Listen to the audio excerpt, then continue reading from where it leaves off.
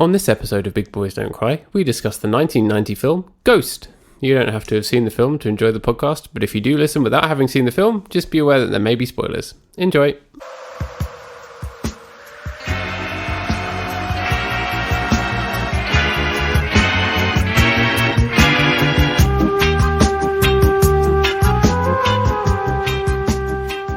Oh, okay. Okay, that's fine. It's all appeared now. I saw nothing. My screen just went black entirely, and I could just hear some breathing on the other side, which I assume was you and not the ghost of Google harassing me. Well, I can neither confirm nor deny. Google, famously haunted tech company. Yeah, that's what Google is about. It's a spooky ghost. Yeah. Haunted by... They founded it in the 90s when Yahoo was the biggest search engine, and they were like, how can we beat them? We can be haunted. We can have an army of ghosts that will call up the search results. It'll be way quicker than Jeeves. Yeah, Ask Jeeves is slow because it is just an old man giving you the information. Yahoo was slightly ghost-led because it was Yahoo! But yeah, you can't do that sound with Jeeves, can you? Jeeves. No, I suppose you can. If you're actually a dead ghost and you're haunting people, you can do it with anything, can't you? Yes. Yeah. So Google, famous for ghosts and bad business practices and destroying democracy as we know it. Yep.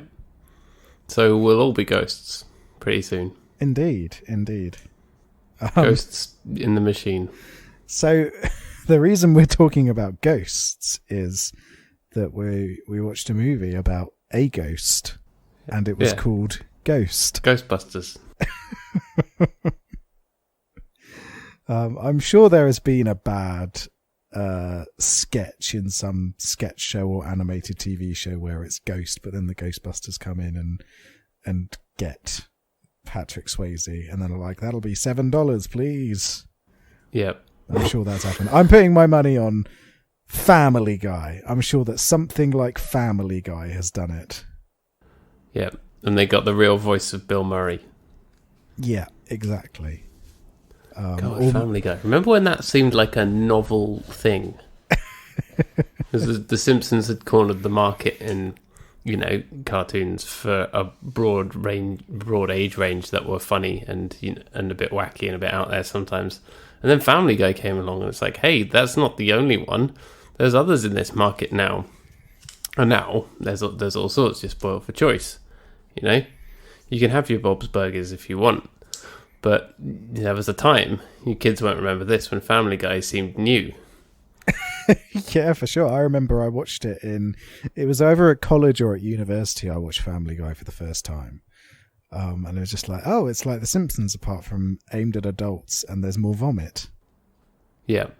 And it gets progressively stupider as it goes along. Yes. And it does. I think that Family Guy hits this real sweet spot of stupidity where it's very, very funny. For no particular reason, where it almost hits that kind of jackass level of just being incredibly dumb, and then it just went far too much into the dumbness. It's almost the opposite direction of South Park, which started off incredibly dumb, then it had a little bit of time where it had a good bit of satire alongside the dumbness, and then it went too far into being far too clever for its own boots, which is where it is now. I haven't watched South Park in a very long time, but you got to hand it to Trey Parker and Matt Stone that they were always very, very dedicated to skewering people and to very, very deep satire. Whereas Family Guy was just arsing around and making weird jokes that they knew that kids would quote. Yes, exactly. Whereas, there was and now I think they've got a little bit too scared because I think they've realised that South Park has a very strong nihilist not alt-right, but libertarian fandom. Because, they joke about everyone. And you'll notice that actually they spend a not too much time skewering right-wing figures anymore, which is what they used to do. They used to go after the powerful quite a lot, and they don't really do that anymore. like Shaft. Like exactly, they were Shaft of animation, is what they were. Yeah. But yeah, they don't really do that anymore, and I think it has caused the show to deteriorate a bit, where they've got a bit too clever and like, let's go after woke people. They're the real challenge now, not the looming threat of fascism in this nation. Which unfortunately seems to be where a lot of comedy goes, unless people, are truly have those kind of positions where they maybe are a bit more left-wing and a bit more woke, and that's an outlook. If people are a bit more open to different positions, then there seems to be that a lot of comedy is going that way and going, look at those woke people, aren't they funny? Well, you say that, Paddy, but you said the word comedians, and right-wing people can't be funny by definition. No, we've discussed this before. It's a physical impossibility. The only thing funny that a right-wing comedian can do is get conned by a left-wing comedian or die. Those are the two things they can do that are funny. I was going to say die on stage. Yeah. Figuratively and literally. Either way, we're happy. Yeah, so it's funny, isn't it? Because I'd say that still most comedy is left-wing, because obviously comedy by its function needs to punch up to be funny, rather. Whereas with right-wing comedy, it's often punching down or aiming to maintain the status quo. And comedy is never about maintaining the status quo. As much as the end of like sitcom episodes always go back to square one, it's that divergence from the status quo across the course of that episode that makes it funny. So if you're a comedian that's basically just going to go, hey, capitalism's good, yeah? Look at these weird left-wing people. It's probably not going to get very far with people. Look at these idiots who want to change things like racism. Isn't that hilarious? Exactly. So generally, comedy is left-wing. And that's why I find it so funny that there's been this thing, that leaked detail of the BBC being asked to book more right-wing comedians, and then the BBC insider saying didn't the follow-up statement say that they did that and they tried to do it and they couldn't do it because all the people that were on the list weren't funny? Yeah, exactly. Because they weren't funny. Because they're not funny. Which I think, good on them. Because even the most sort of sneering anti-woke, anti-PC people like Ricky Gervais are generally pretty left-wing. Like, Gervais is quite a left-wing person. Yeah. I think he's actually the kind of person that I had in mind when I made that statement, which is that a lot of the work that he's done in comedy has, as you say, been skewering people, been challenging authority, been taking the piss out of people in power and on the right. But he also is a comedian who I think is kind of an everyman, as his stuff has a real broad appeal. And apparently his latest sitcom is good, and people whose opinions I respect have really liked it. But he's also out there on Twitter saying, oh, look at all these woke idiots, and talking about Winston Churchill. So I don't know what the fuck to think of him. I do think he's generally pretty left-wing. But yeah, he does go after woke-tivists quite a lot, doesn't he? To coin it, to use a phrase used often by idiots on the right.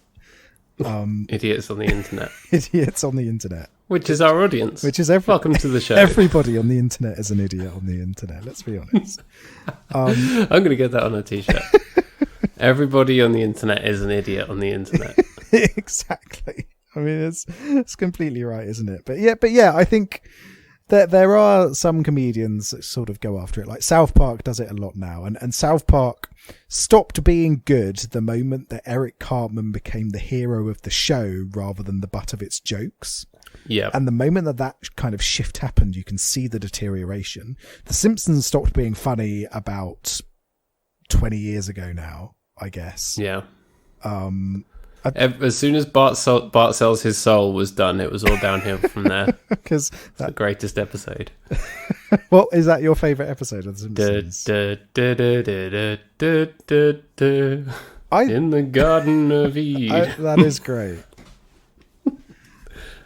I don't know what my favourite episode I don't know. is. It's impossible to choose one, but that is definitely top 5 for me, probably. I really love Cape Fear, the spoof of Cape Fear that they did. Yeah. And then the one where he goes to work for Hank Scorpio is one of my favourites. I love that episode. You only move twice. That's right, yeah, You Only Move Twice. I really love that. That's one of my favourites, and I think the whole thing is perfect television. But yeah, that The Simpsons just is not funny anymore. I'm sorry, it really isn't. I've tried watching new episodes, in 20 years. and it's basically just there so that Fox now Disney can just get marketing money, I think. You just keep it going for as long as you possibly can, and as long as people watch it. And it's still comfortable to watch. You can sit down and go, oh, look, there's Homer, there's Bart, but it doesn't really do anything anymore. No, and nor necessarily should it, because it was really, even though it was around for a long time, they had a lot of good seasons over a period of probably, 10 years? Yeah. Then still, you think of it as of its time. And again, it's really, really hard for shows like that to work for today's audience, isn't it? And I was actually thinking about that kind of thing in relation to Ghost, only just to try and segue, but only in as much as you always end up comparing whatever film we watched this week to the film we watched last week, which was something completely different. But part of my disappointment and our collective disappointment with the kind of films we're watching on Netflix is that they just fucking churn them out. Because it's too easy to just kind of throw together 90 minutes, and you don't need much money because they have so much money that they can just churn them out. And it was clear going from that then to watching something like Ghost, which came out in 1990, was that they put so much effort into it. You can feel the low effort with today's audience, with today's films, and I think there's something in the way that long-running shows like that try to work for today's audience where they can't do it, right? Yeah, for sure. Because people want short, sharp crap. Well, I think that's what Netflix is good at. I think particularly for, like you said, something like Netflix, where it's aiming after quick turnaround and, not less effort, but, less risk taking, particularly from a financial perspective. They don't want to take risks generally. They just want to do it.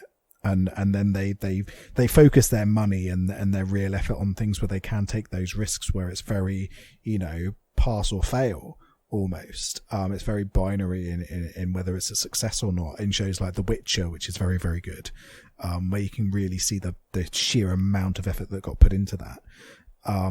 Whereas, a lot of their other stuff, they kind of hedge their bets a little bit, go for the comfortable option. Before we move on to talk about Ghost, which is an interesting movie, I've just got to drop one truth bomb here. Bob's Burgers is the best animated show on television at the moment. I don't know if I've ever watched it. It's wonderful. Sorry, Johnny Rose, our friend who told me to watch it years ago and was going on about it forever. And what's interesting about Bob's Burgers is that I think it's now on series 12 or 13, and it has been consistently funny for the entirety of its run, which means that it's actually outrun The Simpsons in terms of being consistently funny. Wow. But people don't talk about it as much. I guess partly because it's kind of in the same wavelength as The Simpsons and as Family Guy, but it's much smarter, and it's got a much more interesting family dynamic, and it's got the voice of H. John Benjamin, which you gotta love that.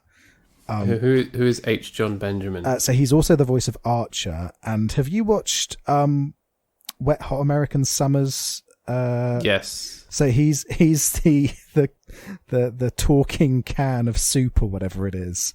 In right, the talking can of vegetables or can of soup or whatever it is in Wet Hot American Summer. He's got that really great booming deep voice. So Bob's Burgers, I could listen to that voice all day. Bob's Burgers is amazing, and you should all watch it. But you should also watch Ghost, which is the movie that we watched this week that we're now starting to talk about. Yeah, and you should. I can't remember. Did you say you hadn't seen Ghost before? I'd never seen it. Oh. And I was aware of it through popular culture because there's endless parodies of it and endless, stuff about them making pottery and about how Patrick Swayze is a very sexy man. So you're aware. It'd be hard for you not to be aware of this, even though it's quite a dated film. I hadn't seen it before, and I was pleasantly surprised. Actually, there was a lot more to it than I was expecting. Yes, yeah, it's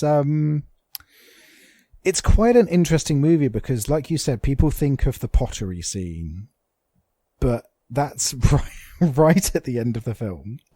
Yeah. Or there's that little bit earlier on in the film as well. But it's very sparse, and actually a lot of the movie is more of a sort of mystery, I suppose, and this kind of vague notion of how the afterlife works. It has got this really... Where the film decides 10 minutes before the end that there are demons who come and drag bad people to hell when they die.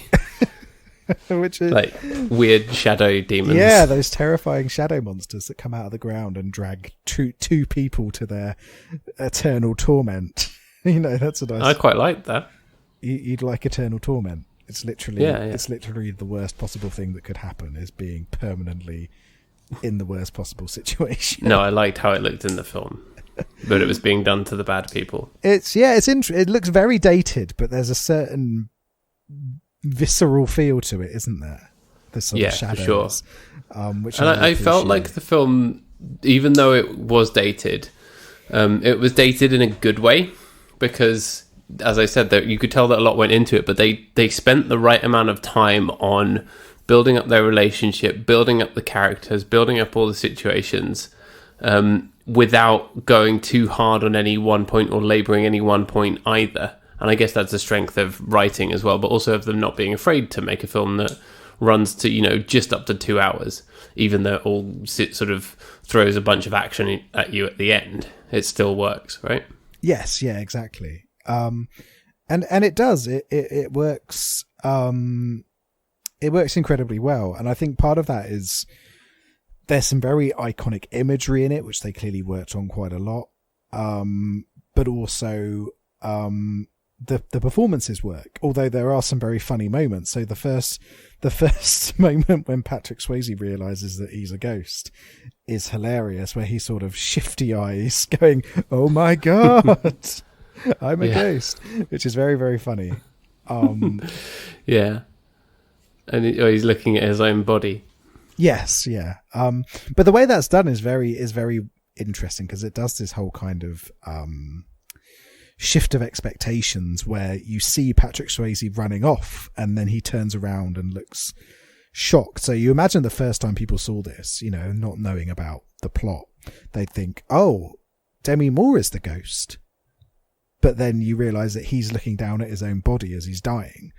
Or as he's dead, and you think, okay. Yeah. So that's a really clever sort of bait and switch almost that they did with the audience. And obviously now everyone knows ghosts. Patrick Swayze is the ghost, etc. But for the time, there's an interesting choice to make. Yeah, definitely. I was initially a bit confused, and you saw him running after the mug, but then it comes back and it's like, oh yeah, he's a ghost. And then he meets a couple of other ghosties as well. You got the old guy in the hospital. And then the actually quite scary guy on the subway, who he eventually befriends. Yes, yeah. Vincent Schiavelli, who's always, he's always those kind of roles, isn't he? He's great. He's one of those great character actors, and unfortunately, much like Patrick Swayze, has passed away.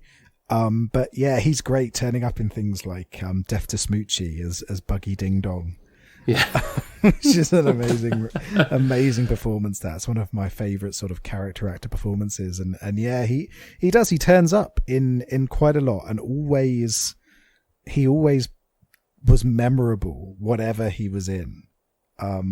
It was always a memorable performance. And yeah, this is certainly one of the more iconic ones that he did, where it is that sort of, he's that quite aggressive, scary ghost, and it's the first time that you see a ghost being able to manipulate the world around them, and eventually he comes to teach Patrick Swayze, and also it provides quite an interesting sort of consistency point and a little bit of comprehension of how the world works, in that he was pushed and he's never been able to get that closure to being pushed, and so he's forever trapped on the subway.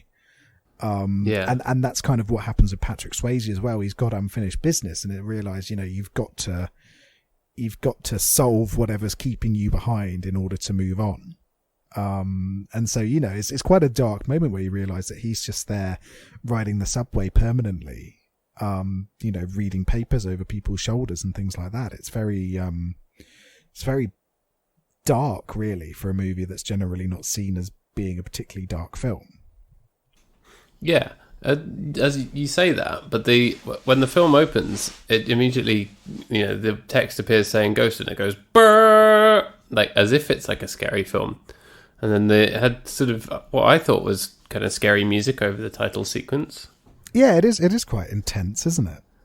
Yeah, intense is the right word. I think it is an intense film in many ways, but at the same time, I think it gets the balance of intensity and lightheartedness and realism right, even though obviously ghosts aren't real and the paranormal is bollocks.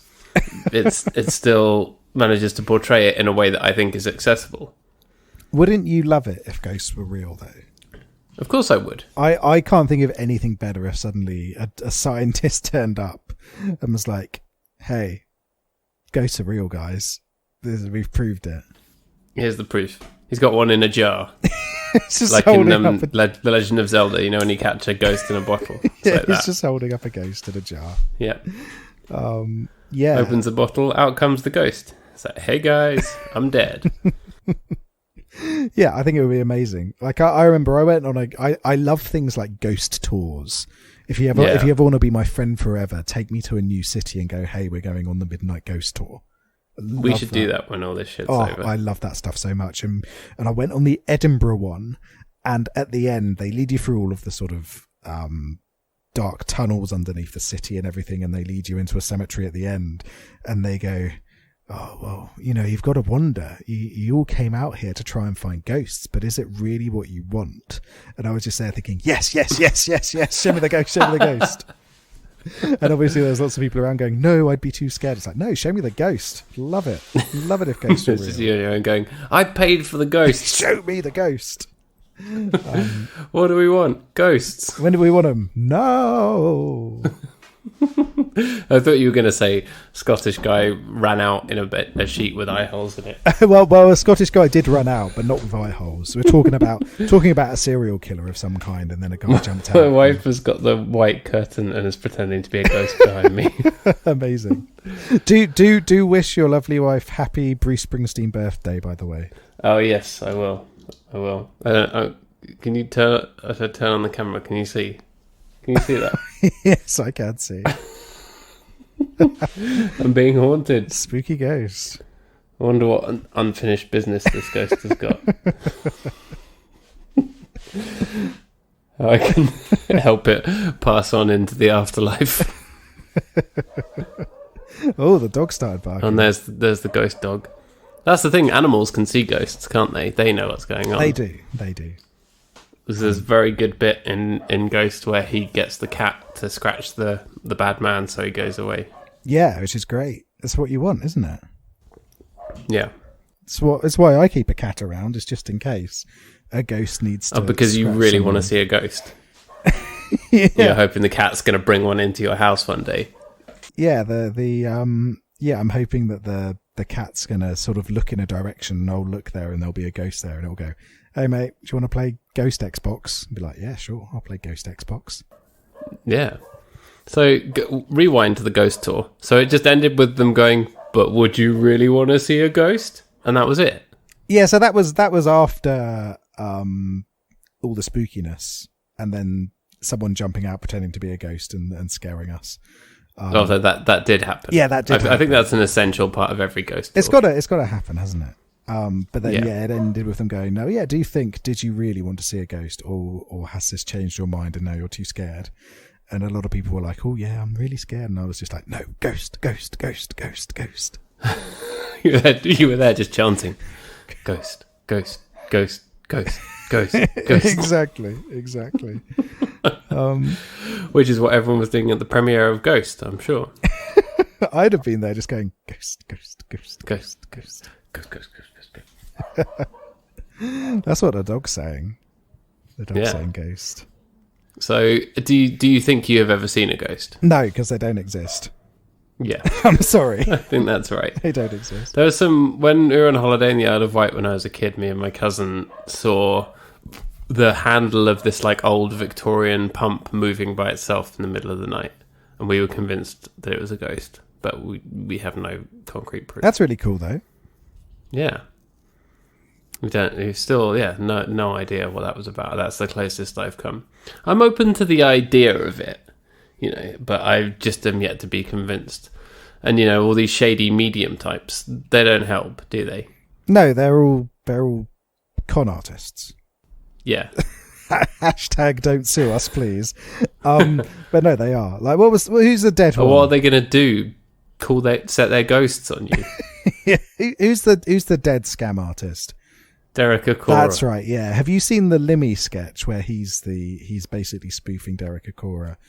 I think so. It's horrible, eviscerating, and very, very funny. He is a very funny man. But yeah, fuck people who pretend that they can see ghosts and take advantage of people's grief. Yeah, who do that cold reading thing? That is disgusting. You're parasites. Honestly, you're parasites. Go away. Yeah. Go get a proper job. Or go set up a ghost tour in a city and take people through the history and go. So much more fun as well. Rather than going, oh, your husband's here. He says he loves you. Give me £100, please. Yeah. Did he ever know anyone called Simon, Jeff, Andy? That's it, Andy. Some more common names. Yeah. Did he like football? Did he like the Beatles? Did he like food? Oh, he loved food, did he? Oh, we loved his food, my Andy. Those fucking scumbags. Yeah, but if those kind of people did not exist, we would not have had the inspiration for Whoopi Goldberg's character in this film. It's true. And I thought it was actually quite fun and clever how she initially was the con artist, but then he was the first real ghost that she'd been able to see. Yes, for sure. I think that's really well done. And clearly there is that history there with it said that her mum and her grandma had the same gift. And you're thinking, now, did they really have the gift or were they con artists as well? Yeah. Did they have the gift of bullshit? Yeah, the greatest gift of all. But yeah, she's incredibly funny.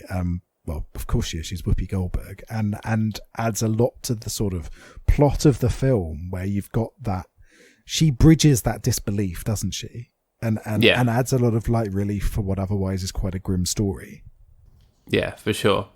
And I think it's a testament to the people behind this. So it was directed by Jerry Zucker, who was known for making screwball comedies, and the screenwriter who was Bruce Joel Rubin. He was worried that Jerry Zucker was going to make it too funny, but I think between them they obviously got that balance really right, and you can tell that there's that element of fun that Zucker has with his characters that he brought to it without trying to make it too goofy. And it's very rare that you'll get us going, oh, this film was the right level of goofy, or us not wanting a film to be more goofy, but it was just goofy enough.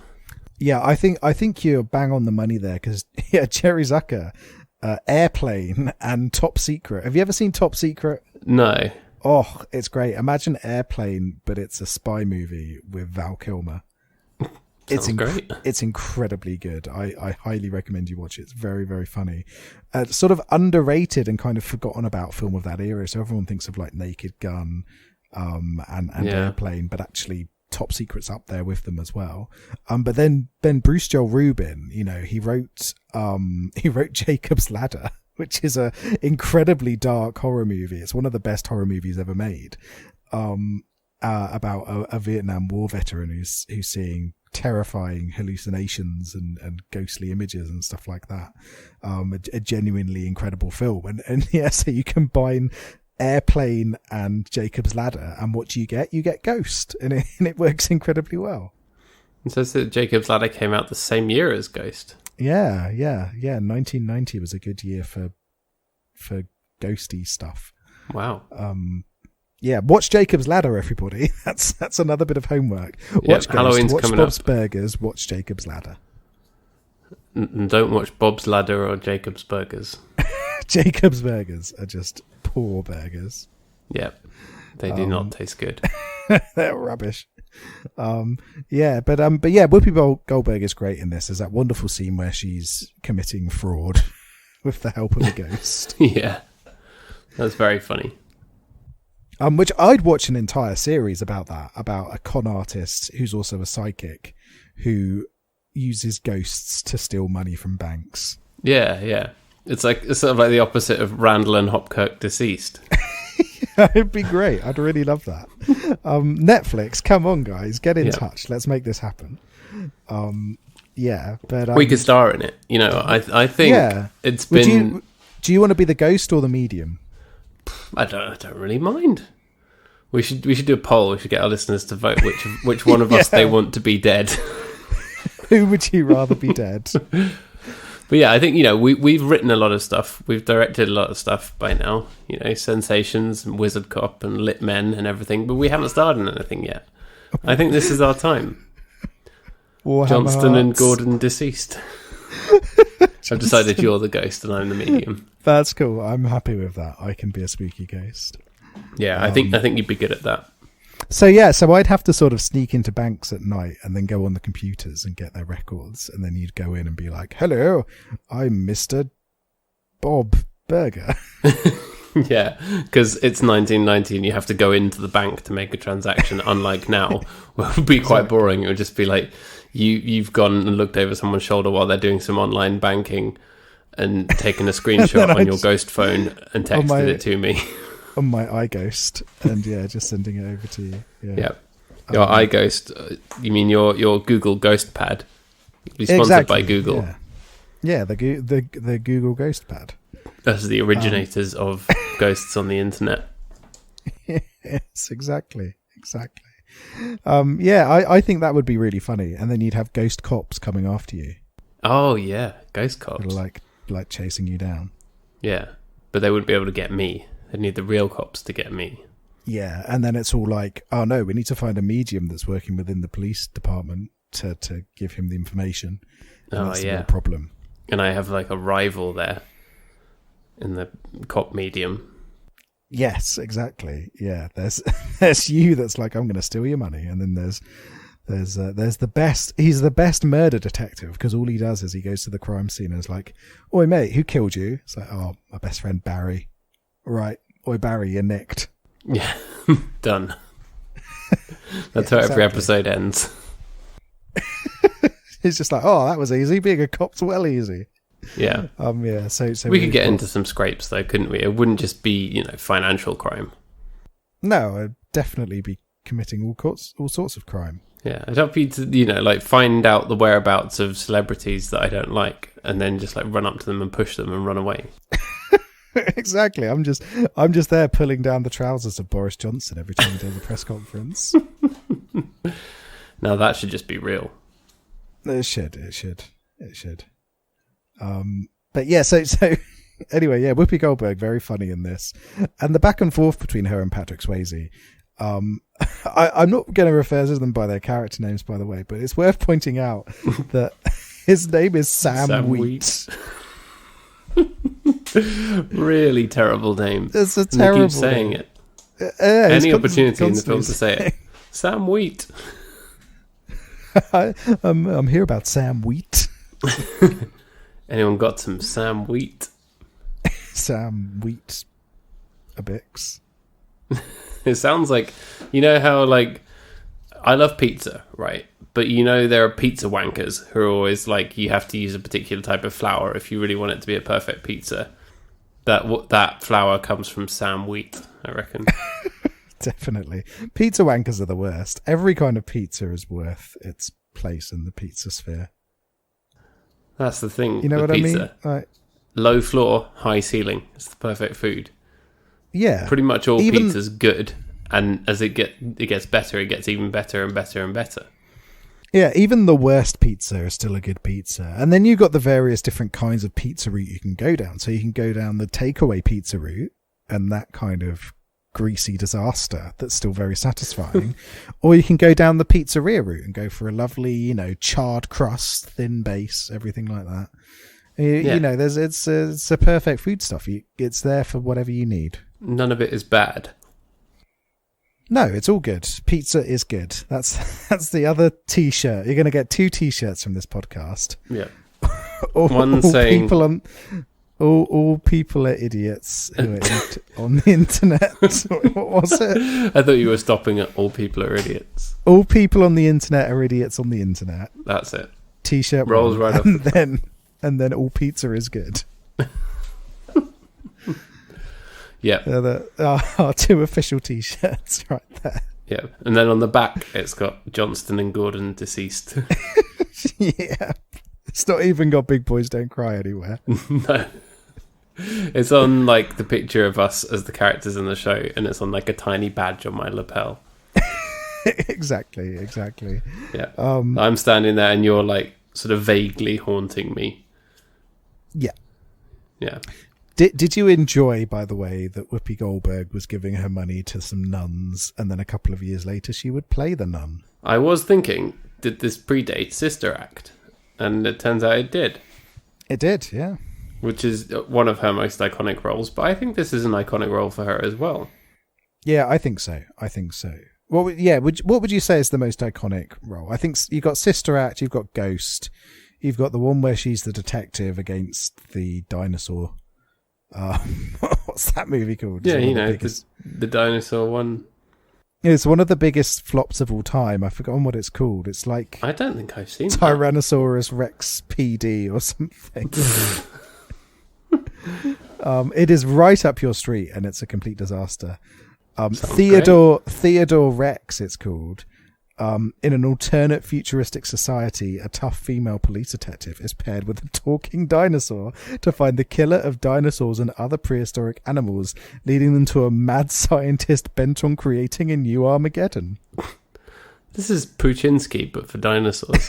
It is, and yeah, so it's Whoopi Goldberg and a dinosaur, who are teaming up to stop the apocalypse. I think what's great about Whoopi Goldberg as well is she's done a lot of like quite goofy kid stuff as well. Yeah. As well as good kid stuff like The Lion King.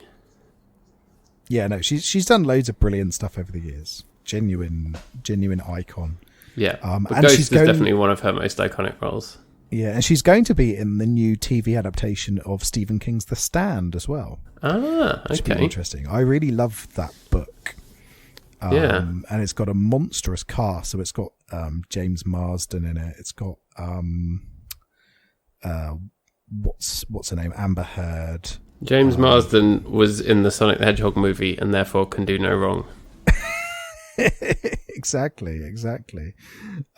Yeah, so it's got a really good cast. Heather Graham turns up in it, of course. Apparently, I'm sure she'll be underused in that as well.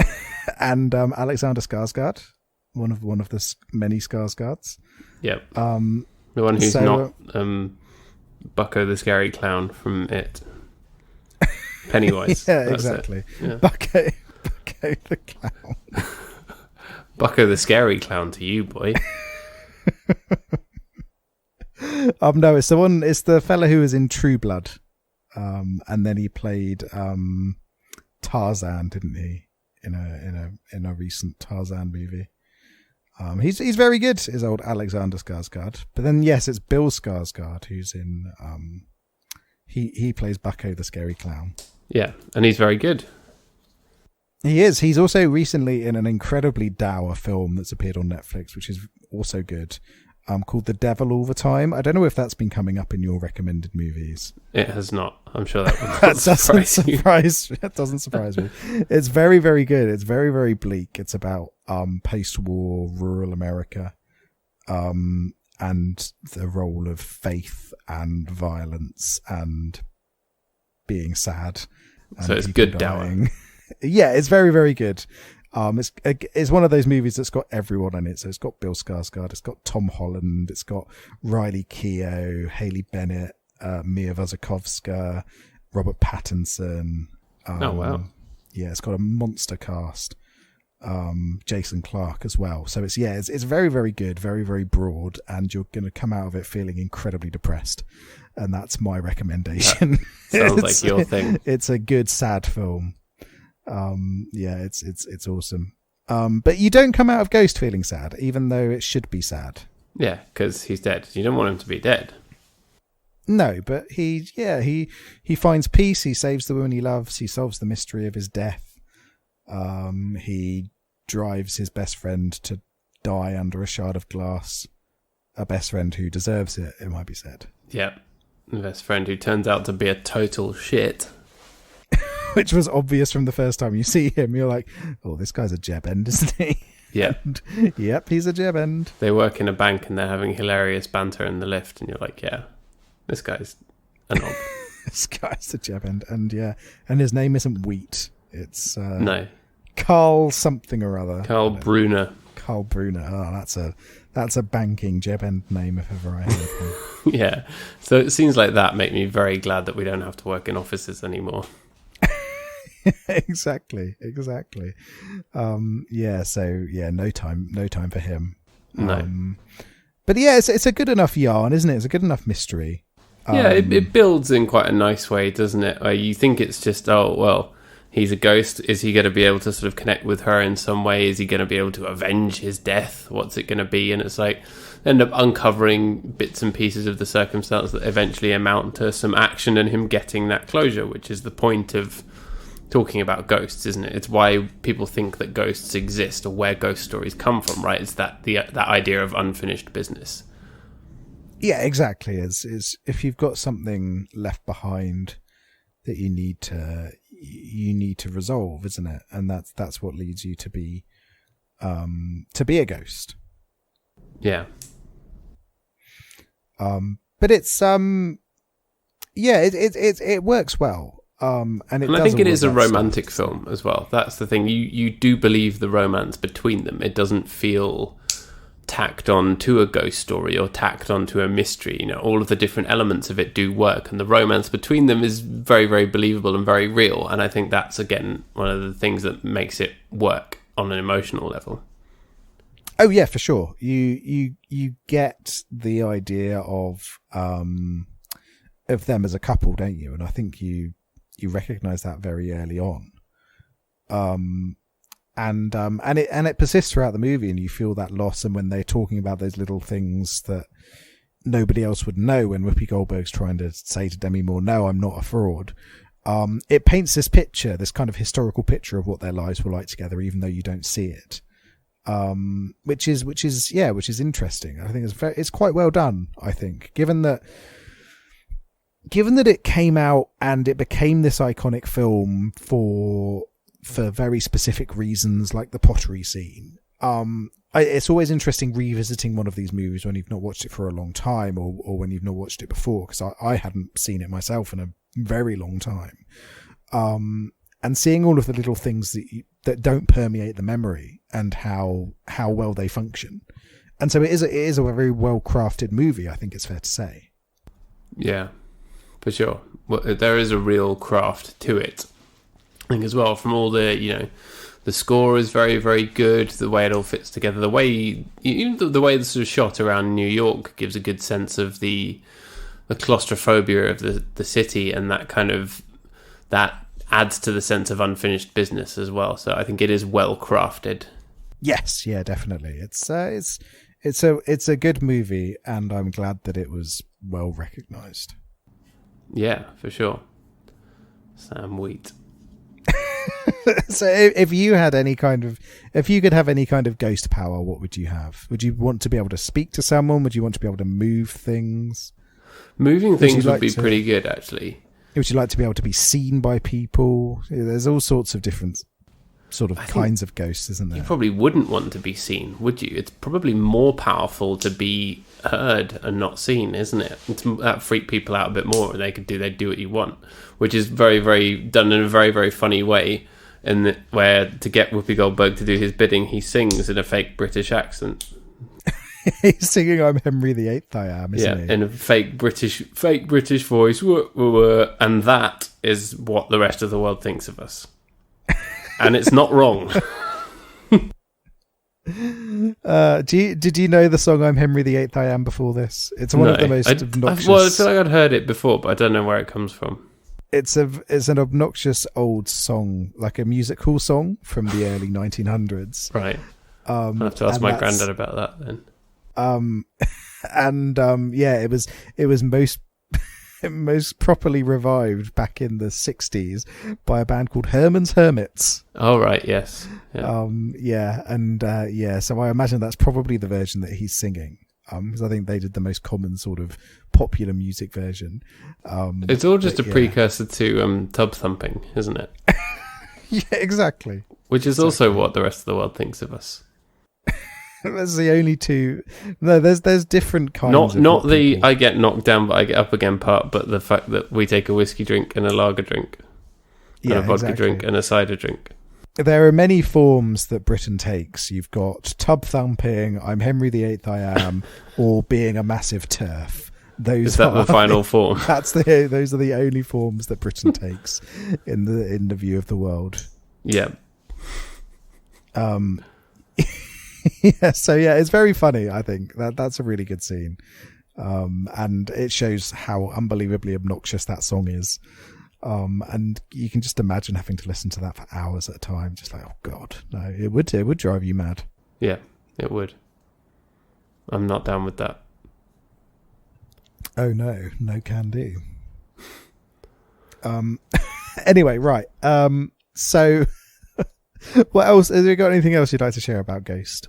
Just to say that when he finds out that Whoopi Goldberg's life is in danger, he doesn't immediately go and tell her, which I thought was a bit silly. He has to wait until the nasty Puerto Rican man is there with a gun before he tells her that he's coming to kill her. But other than that, I think the action all went quite smoothly. Yeah, it's one of those things where you, at various points, they could have got the police involved or made people think that it didn't come from a ghost. So when Whoopi Goldberg calls up for the first time, she doesn't have to say, "Hey, I'm a psychic." You know? She could just say, "Look, I've got a tip for you. I've heard around that this is the guy that tried to kill you. You got to be careful because he's coming back round again." You know, that would be enough for her to get the police involved. And then when she goes around with his address and name, she could just say, "Look, I got this anonymous tip. You might want to investigate this guy." Yeah, but that wouldn't be enough for Patrick Swayze's ghost, though, would it? No. His passionate love for her wouldn't let it just be like an anonymous tip that may or may not work. No, it had to be, "It's come from a ghost." Just so they could say the word ghost, so you know you're watching the film Ghost. Exactly. Yeah, exactly. She's on the phone and Patrick Swayze's just standing there chanting, "Ghost, ghost, ghost, ghost, ghost, ghost, ghost." When we get to make our own version of Ghost, this is going to be a recurring theme. It's just ghosts every so often. Ghosts are like Pokemon. They can only say the word ghost. This would be a very different film. They'd be more like zombies then, I guess. Yeah. No, they it's like they're like I Am Groot. Oh yeah. Where they can only say ghost, so they can still gesticulate. So it would be like if, say for instance, this was Johnston and Gordon deceased, and it's like I'm trying to gesticulate to you with body language, ghost body language, about where to go to break into the bank, and I'm just going ghost, ghost, and I'm pointing at a door. It's like, "What's that, Rob? You want me to climb through the window? Ghost, ghost," etc. And yeah. So when there's a dog, like an anchor man, yeah, you know, come on, Baxter, you know I don't speak Spanish. It's like that. Exactly. Yeah. Yeah. So but yeah, ghosts. They're great. Shame about the issues with conversation. Yeah. But if they can move stuff around, then it's all good. Yes. Even if they can only say ghost, if they can move stuff. Yeah, but just move stuff around to spell it out. Or maybe they can only spell out ghost. So rather than typing murderer on the computer screen like he does here, he should just type ghost. Ghost. Ghost. Ghost. Ghost. Ghost. Yeah, how long could you last with a ghost just like in your ear all night, just going ghost, ghost, ghost, ghost, ghost, ghost, ghost, ghost, ghost, ghost, ghost, ghost, ghost, ghost, ghost, go, go, ghost. I think I'd be very good at being an annoying ghost. Ghost, ghost, ghost, ghost, ghost, ghost, ghost, ghost, ghost, ghost, ghost. Yeah. You could do a whole episode of Johnston and Gordon Deceased where you're just singing the song because I have to guess the song. It's like Shooting Stars. Yeah. Ghost singer. Yeah. In the style of a ghost singer. Yeah, exactly. And that's funny because Reeves and Mortimer did the remake of Randall and Hopkirk Deceased. They did, indeed. I don't remember much of their remake. Was it any good? It was alright, yeah. I might need to try and rewatch it sometime. I remember watching it when it was first on, but it must have come out, when we were about 11, 12, something like that. Yeah. It wasn't as good as Shooting Stars. No, but I mean, what is Shooting Stars is wonderful television. But yeah, no, I'll have to try and find that again at some point. Yeah. So, right, have you got anything else you want to share about Old Ghost? No, I don't think so. I think it's well worth watching. If you've seen it before, I think you probably would get a nice nostalgic kick out of it. Even though it is dated, it's dated in a good way, and it looks nice, and it flows well, and it does feel like a film that was made in 1990, but in the best possible way. It's a very, very... it's a romantic film, and it's light-hearted but also serious, and it gets that balance right. It's good, and I think, as you say, it is that proper. It's a good precursor to our month of potentially scarier films. Yes, yeah, we've got all of that coming up, so it's good. And if you've never seen it and you're wondering about its place in popular culture, it's well worth your time. It's an interesting film.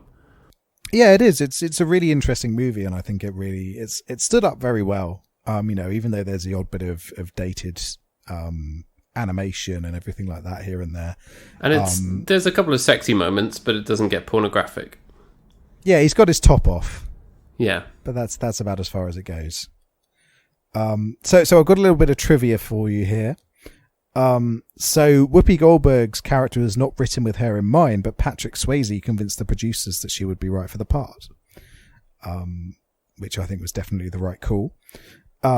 Patrick Swayze also said that the pottery scene was the sexiest thing he had ever done on film, which is interesting because he also was in Roadhouse, the sexiest movie ever made. Have you ever seen Roadhouse? No, I haven't. He is basically imagine Taffin, but it's him as a bouncer at a dive bar.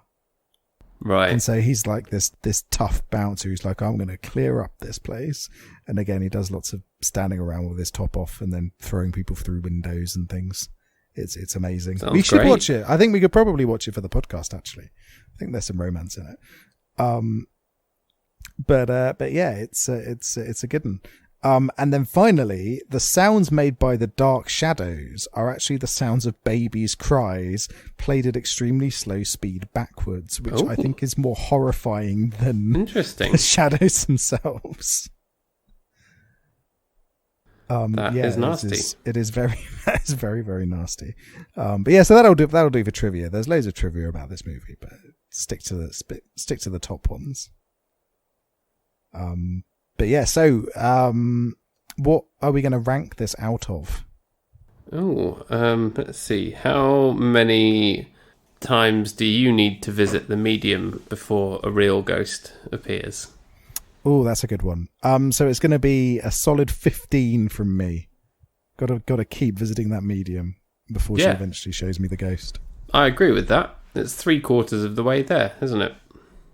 It is indeed. It is not living on a prayer. It's dead because it's a ghost. But it's it's certainly more half living. Yeah, haunting on a prayer. Haunting on a prayer, exactly. Good stuff. Right, so we've got our Halloween month coming up. Yeah, we do. Very exciting. So we've come up with a good roster of movies.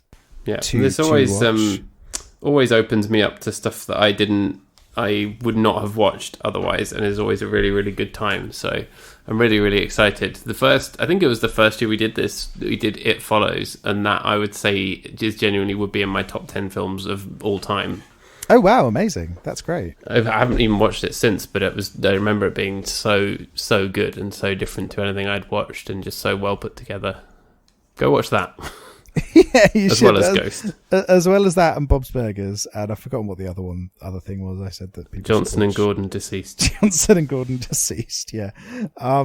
But yeah, so we always try to get a mixture of good movies and shit pieces out of our Halloween months. Yeah.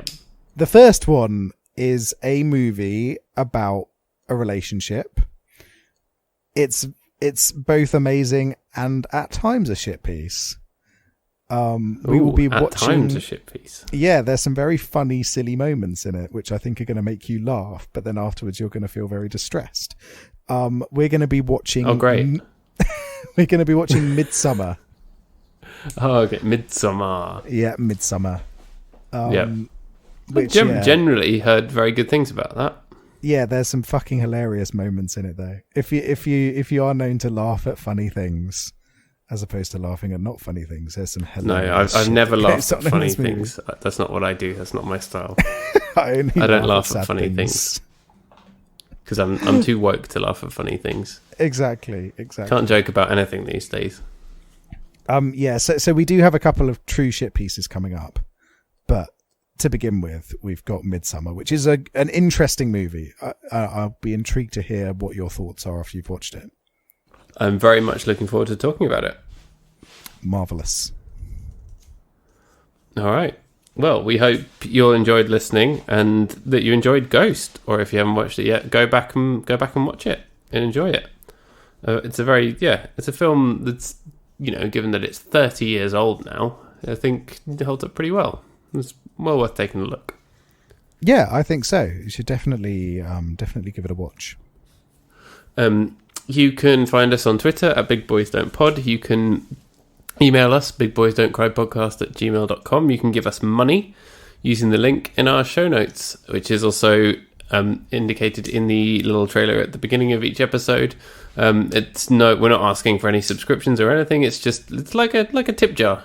Buy us a cup of coffee kind of thing. So if you want to do that, we won't haunt you. Exactly. Otherwise, we're going to haunt you. Yep. We will be there in your house just going, ghost, ghost, ghost, ghost, ghost, ghost, ghost. Exactly. Yeah, so do that. And we'll be back next week to talk about Midsummer. Alrighty. Bye-bye. Ghost. Ghost.